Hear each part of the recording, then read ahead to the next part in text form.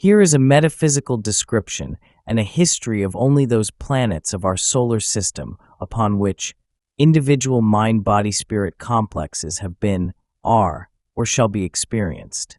You may understand the other spheres to be a part of the logos. We take the one known as Venus. This planetary sphere was one of rapid evolution.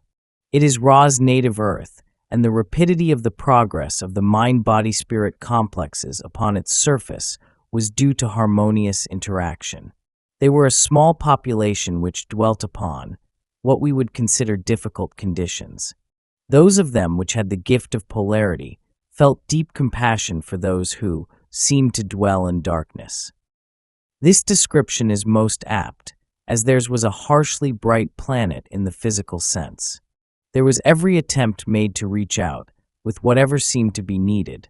However, those upon the positive path have the comfort of companions, and those of Ra spent a great deal of their attention upon the possibilities of achieving spiritual or metaphysical adepthood, or work in indigo ray, through the means of relationships with other selves. Consequently, the compassion for those in darkness was balanced by the appreciation of the light. To those who wished to sleep, they could only offer those comforts designed for the sleeping.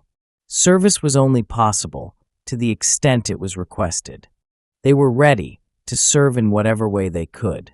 This still seemed satisfactory as a means of dealing with other selves in third density.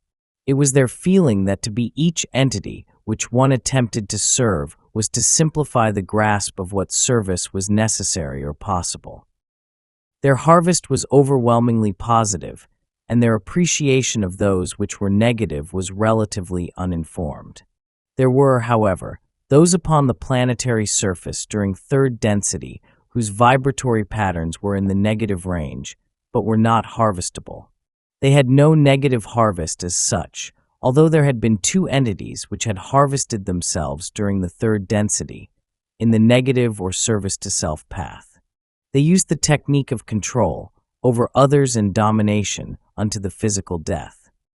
Upon a planetary influence, much in used to slaughter, these entities were able to polarize by this means.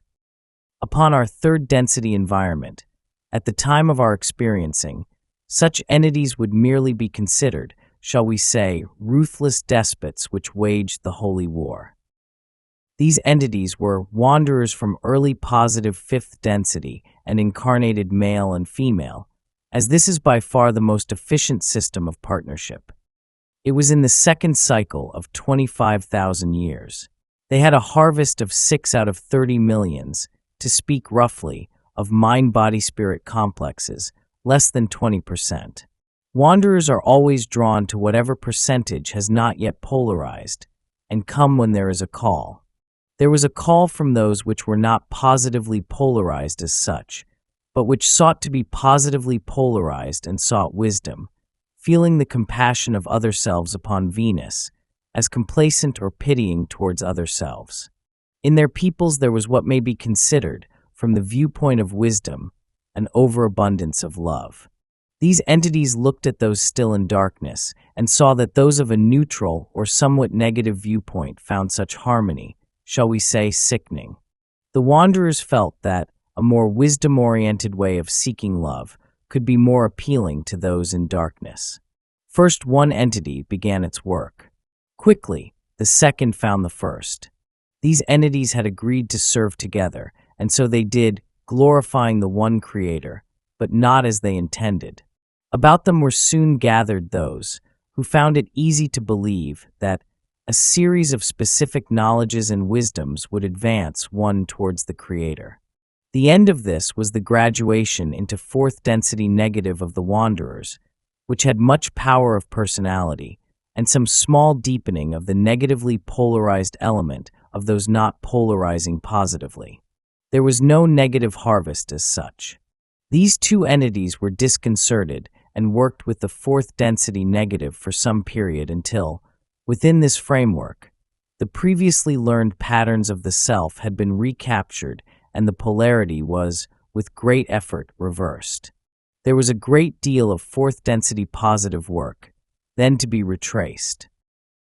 These entities joined Ra, in fourth density positive, for a portion of the cycle which they experienced. By the end of the third density cycle, the population was 35 or so million. About 10% of the population graduated to the fourth density, and the rest repeated the third density. Then Venus became a positive fourth density planet. And harmonious graduation accelerated their experience. They gained the intense compassion in fourth density. It later became a fourth-fifth density planet. Both fourth and fifth density experiences were possible upon the planetary influence of what we call Venus. Then later a fifth density planet for a large measure of our time. In the fifth density, they spent much of their time balancing wisdom with the firmly cemented compassion of a strong and helpful nature. They again harmoniously graduated to the sixth density. Their sixth density work was also accelerated because of the harmony of their social memory complex, so that they were able to set out as members of the Confederation to even more swiftly approach graduation to seventh density. The harvest for them will be in only approximately 2.5 million years, as we measure time, and it is their desire to be ready for harvest as it approaches in their space-time continuum. Their harmony, however, has been a grievous source of naivete as regards working with our planet.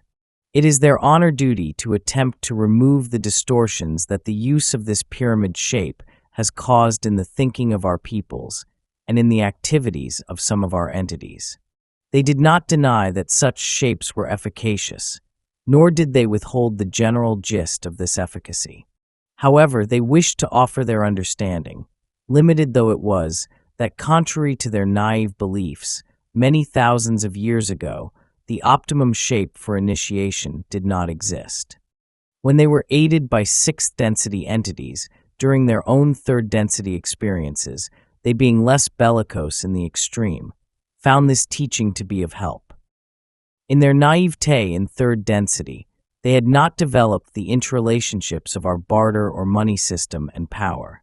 They were, in fact, a more philosophical third density planet than our own, and their choices of polarity were much more centered about, shall we say, the understanding of sexual energy transfers and the appropriate relationships between self and other self.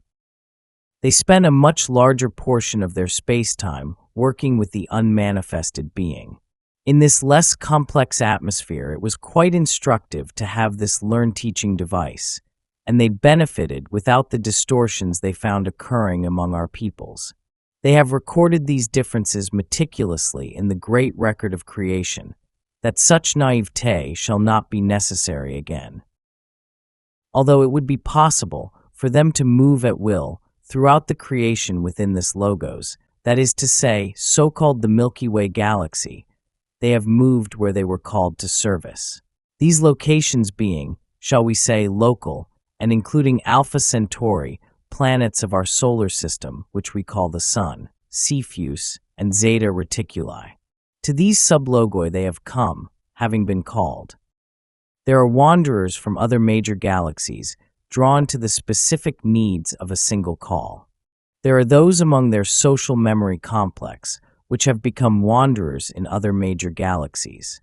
Thus, there has been knowledge of other major galaxies, for to one whose personality or mind-body-spirit complex has been crystallized, the universe is one place, and there is no bar upon travel. However, they have not traveled to another major galaxy, nor do they contemplate it, for they can reach in love with their hearts. They have opened their hearts, in radiation of love to the entire creation. Approximately 90% of the creation is, at some level, aware of the sending and able to reply. All of the infinite logoi are one in the consciousness of love. This is the type of contact which they enjoy rather than travel. This planet's the third density conditions are not hospitable to the life forms of our peoples. Its core vibrational frequency is sixth density. However, they as a social memory complex had elected to leave that influence. Therefore, the beings inhabiting this planetary influence at this space-time are fifth density entities. The planet may be considered a fifth-sixth density planet. The fifth and sixth dimensions of that planetary sphere are quite conducive to growing, learning, teaching.